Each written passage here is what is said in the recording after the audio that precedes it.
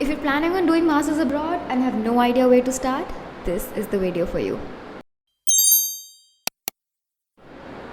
Hi guys, welcome back to my YouTube channel. And I have recently been applying for my master's programs, and it was a very exhausting process, right from researching to preparing for exams to finally applying to the college before the deadlines.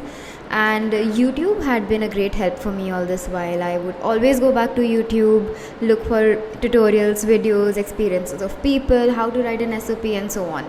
So I want to give back to the community, and since this experience is really fresh in my mind, I want to share my personal experience of going through the entire process of admissions, especially in the US and the UK. So here the video is going to be really helpful for you if you have no idea where to start, because that is how I started.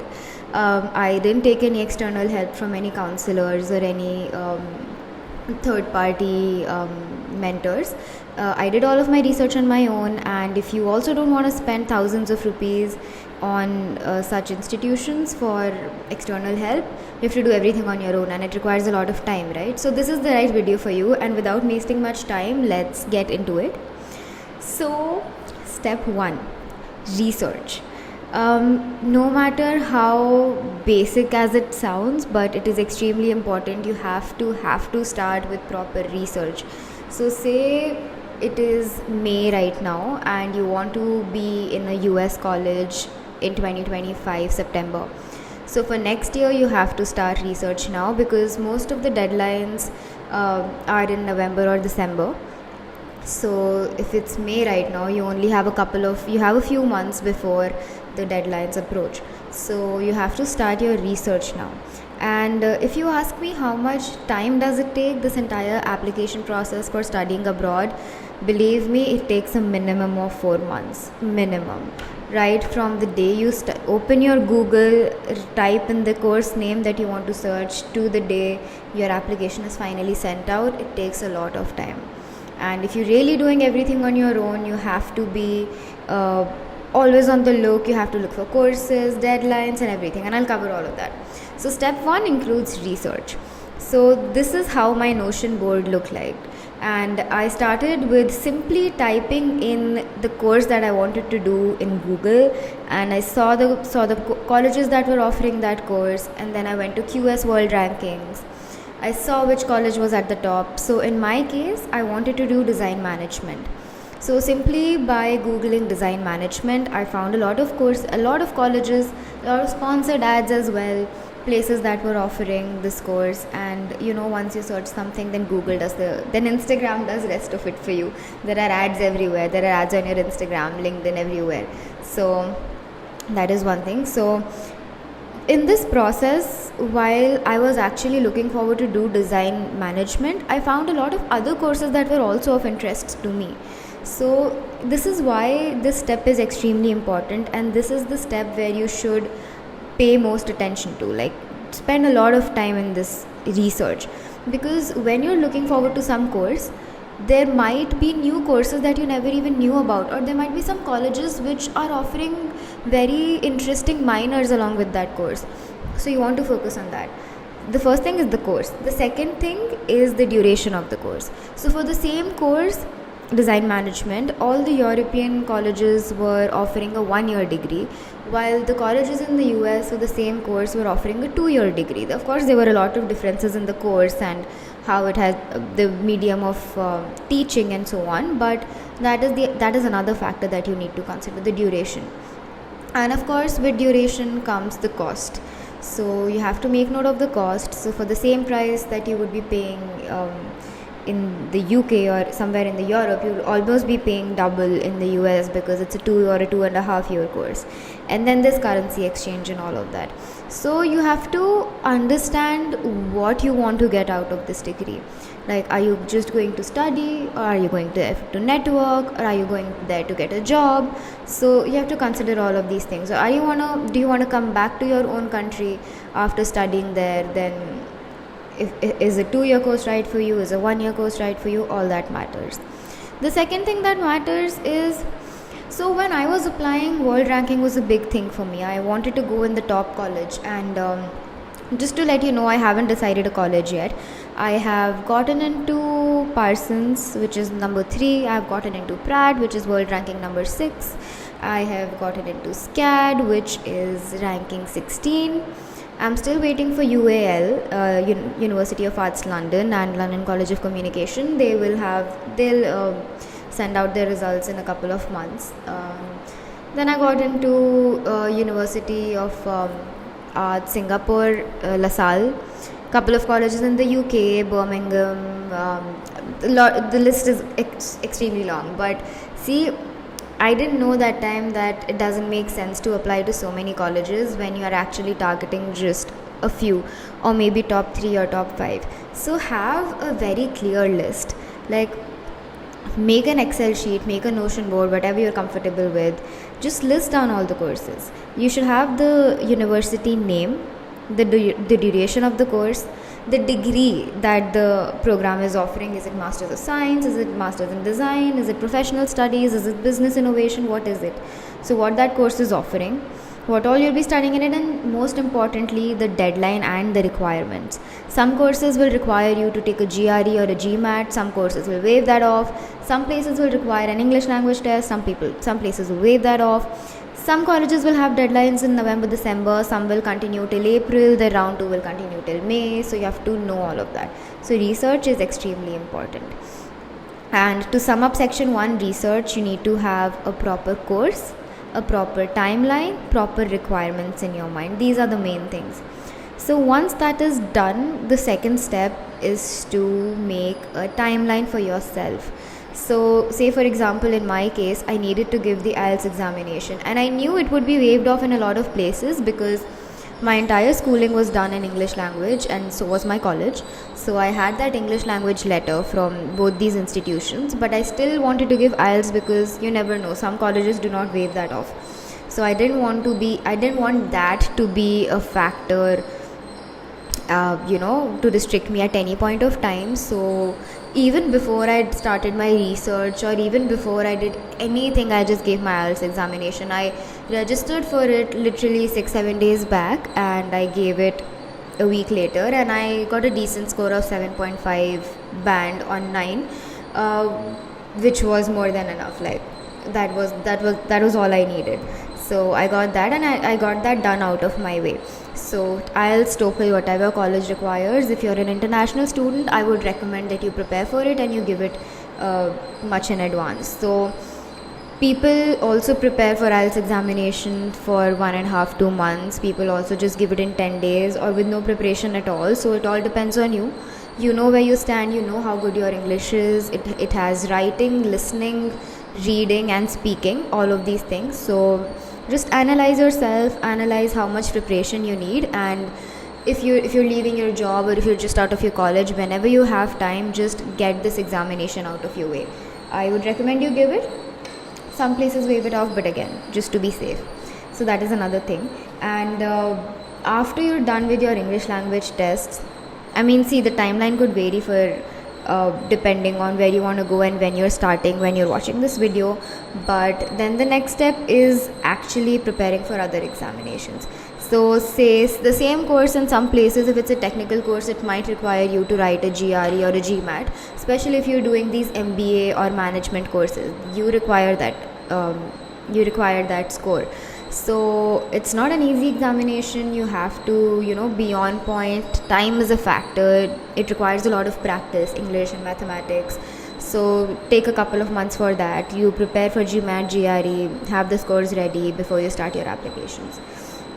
So that is another thing. But apart from these examinations, the other things that you will require is your statement of purpose, your portfolio, again depending on if it's an art design course or an architecture or a fine arts course. And statement of purpose, portfolio, all of these test results, your college marks and degrees, everything.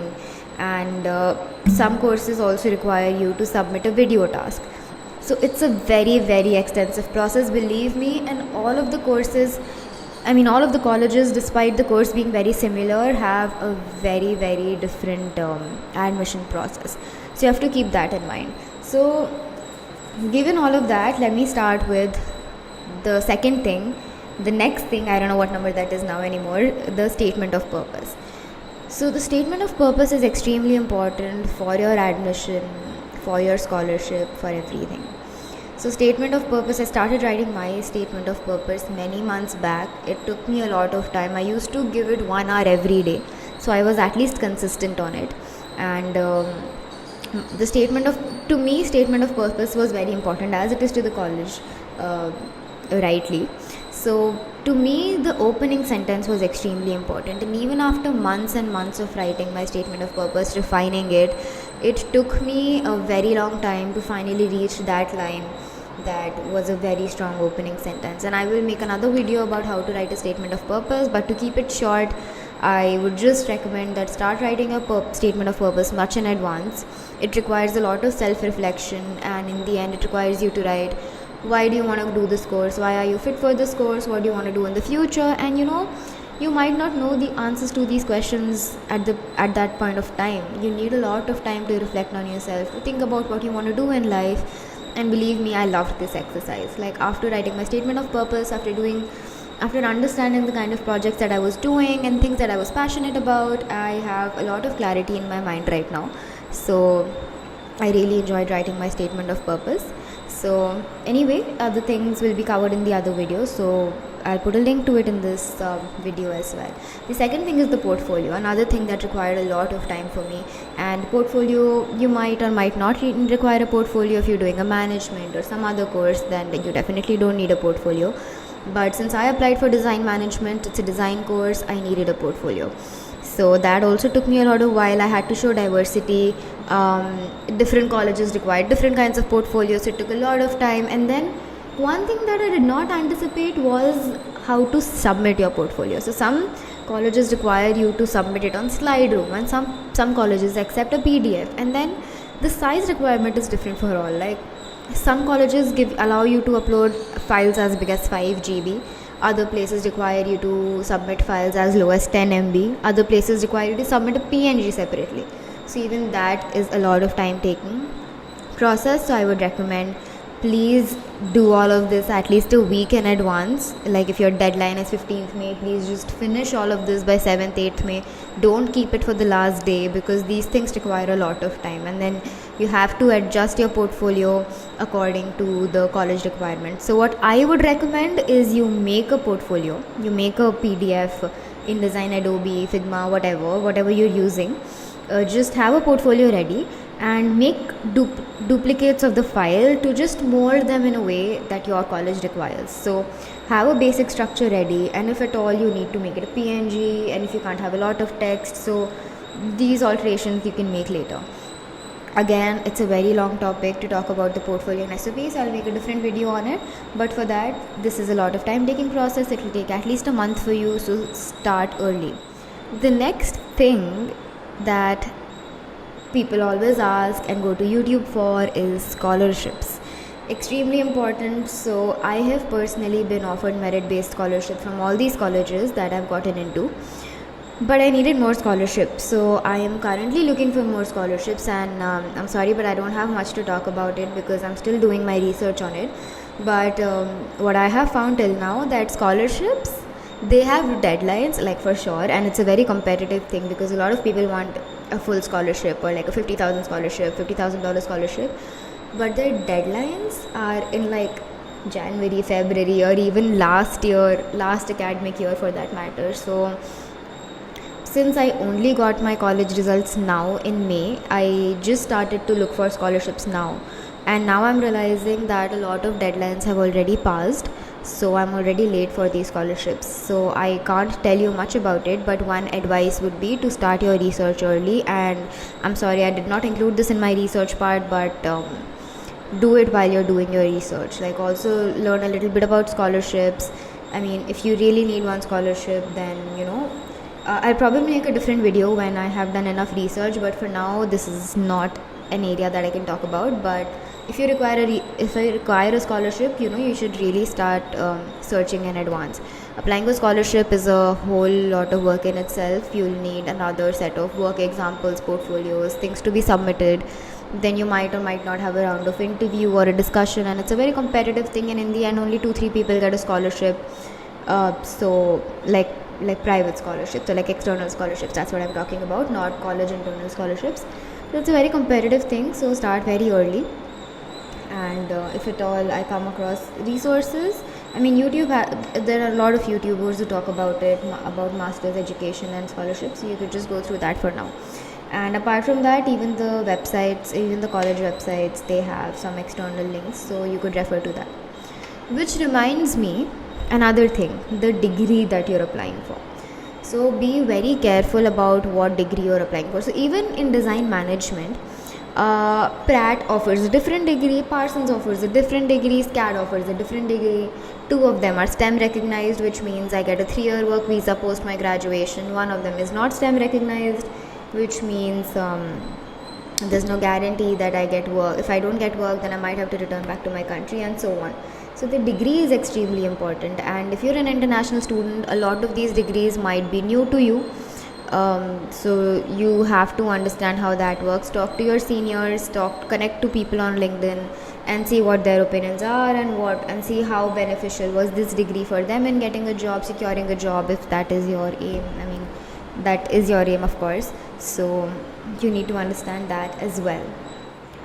One issue that I faced, like I'm telling you from my personal experience, is not really an issue. I mean, this is something unavoidable, but so all of these colleges had different deadlines, right? They had different timelines. So I applied to 3-4 colleges in the US, but some of the results came early by April. For some, I had to wait like 6 weeks till May.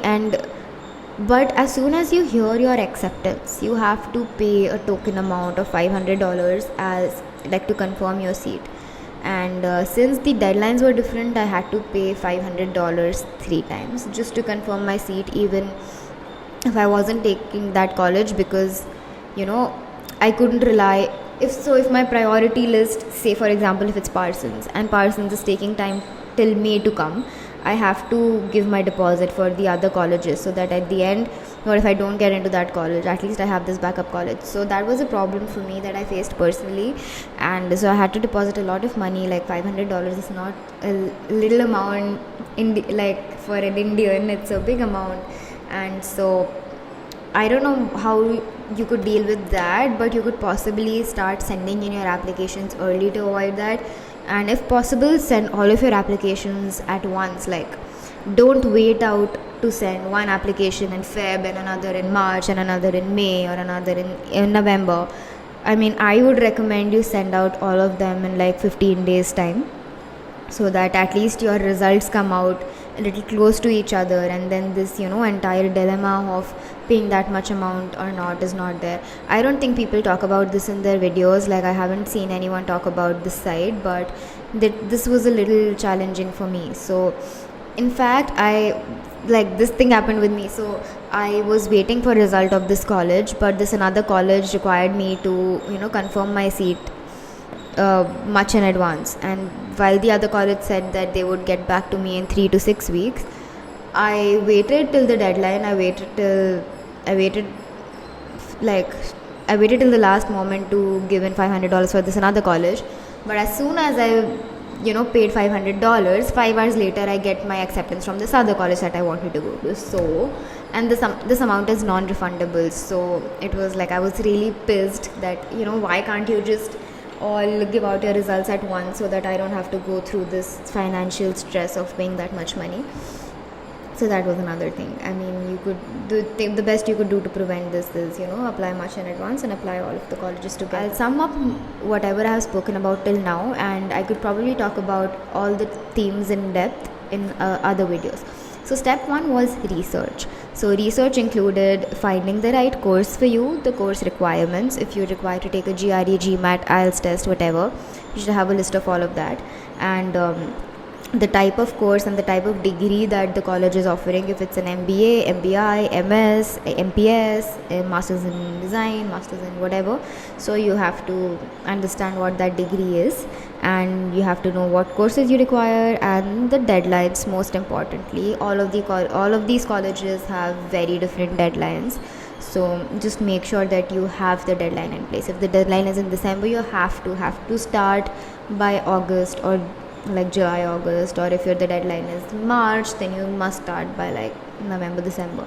So all of this comes under research, and also scholarships if required. So the second sub part of research could be also researching about scholarships, but let me not talk about that right now. So the research. Second point is making timeline for yourself. So you have, since now you know when the deadlines are and how many exams you have to give and how much you have to work on yourself for SOP portfolio, so you have to make a timeline for yourself.